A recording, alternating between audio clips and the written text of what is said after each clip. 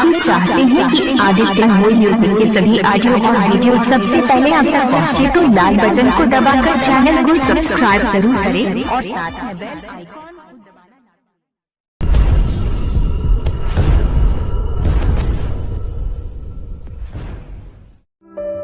आप तमाम बैस भाइयों को मैं भोजपुरी गायक मौसम राजा गुप्ता बार बार प्रणाम करता हूँ। उम्मीद करते हैं कि आप सब ठीक होंगे।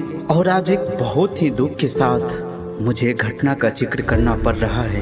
पिछले कुछ वर्षों में ना जाने कितने हत्याएं कर दी गई इस बैस समाज के लड़कों का, लेकिन कोई आवाज बनकर खड़ा नहीं हुआ। उसी प्रकार पिछले दिनों 21 अप्रैल 2020 को बिहार की राजधानी पटना में गोपाल शाह जी के 26 साल के बड़े बेटे सनी गुप्ता को अपराधियों ने घर में घुसकर गोली मारकर हत्या कर दी और अंतिम यात्रा के दौरान 100 पर पथराव भी किया गया। और बदले में क्या मिला? उल्टे सनी के परिवार वालों पर पुलिस के तरफ से FIR।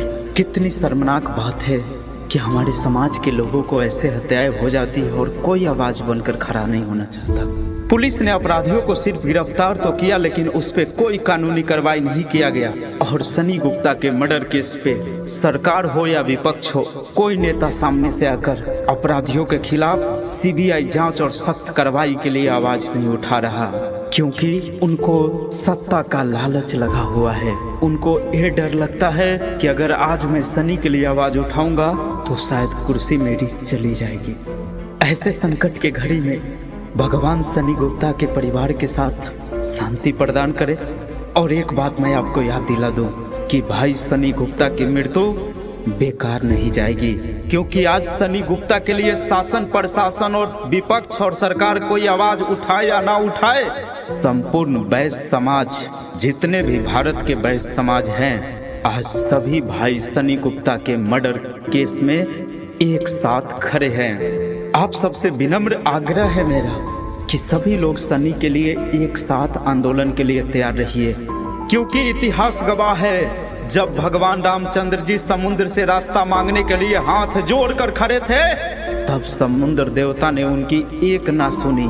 लेकिन जैसे ही धनुष पर बाण चढ़ता देख और समुद्र के लहरों को सुखा देने की क्षमता को देख, उस बाण में समुद्र देवता हाथ जोड़कर प्रकट हो गए और बोले प्रभु क्षमा चाहिए। ठीक उसी प्रकार आज बैस समाज की बारी है।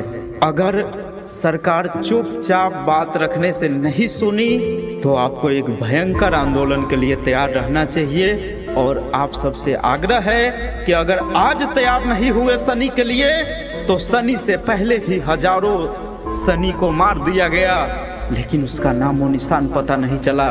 अपराधी जमानत पे छूट जाते हैं, बाद में वही केस कुछ पैसा देकर मैनेज हो जाता है, गवाहों को मार दिया जाता है। इसीलिए कहता हूँ कि आज के बाद दूसरा कोई सनी नहीं मरे इस समाज में।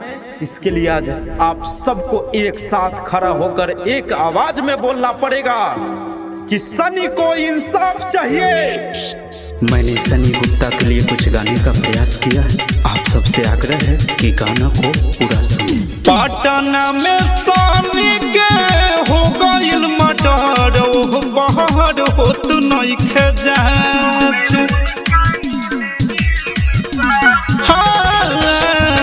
पटना में सनी के हो गइल मर्डर, ओह बाहर होत नहीं खेजाच। जागो जागो भैया बैस समाज लोग, तबे उनका मिली इंसाफ। जागो जागो भैया बैस समाज लोग, तबे उनका मिली इंसाफ। सेठ चाचा जिंदाबाद जिंदाबाद जिंदाबाद, सुभाष बोस जिंदाबाद जिंदाबाद जिंदाबाद, बैस समाज जिंदाबाद जिंदाबाद जिंदाबाद, अनिल बैस जिंदाबाद जिंदाबाद जिंदाबाद। सनी के हत्यारों को फांसी दो फांसी दो फांसी दो। गोपाल शाह के बेटा रहले सनी गुप्ता, बैस समाज के लाल। घर में उनका घुस के गोली मारल गइल, बाकी केहू पूछे ना सवाल। हाँ, गोपाल शाह के बेटा रहले सनी गुप्ता, वैश्य समाज केला। घर में उनका घुस के गोली मारल गइल, केहू कुछ पूछे न सवाल।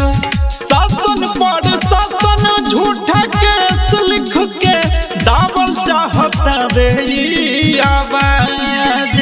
शासन पर शासन झूठा केस लिख के दावल चाहता वे आवाज।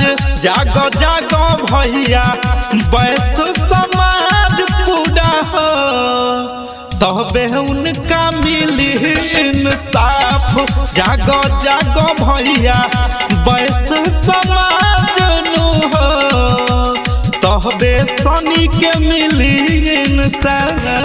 रवि रंजन भैया जिंदाबाद जिंदाबाद जिंदाबाद, विकास भैया जिंदाबाद जिंदाबाद जिंदाबाद, अनिरुद्ध भैया जिंदाबाद जिंदाबाद जिंदाबाद, प्रदोष भैया जिंदाबाद जिंदाबाद जिंदाबाद, संपूर्ण वैश्य समाज जिंदाबाद जिंदाबाद जिंदाबाद। सनी के दारों को फांसी दो, फांसी नहीं मिली जबले मुदैया के, तबले भैया रहे के नइखे चुप। कहे मौसम राजा बदला लेके रहब, जवन दिहले हमनी के दुख।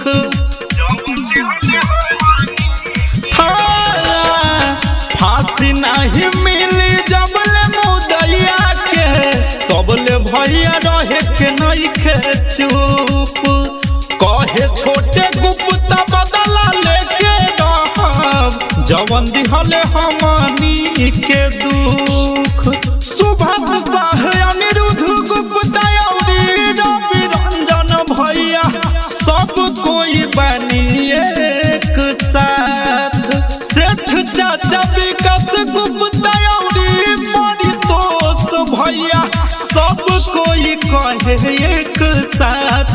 जागो जागो भैया वैश्य समाज लोग, तबे उनका मिली इंसाफ। जागो जागो भैया वैश्य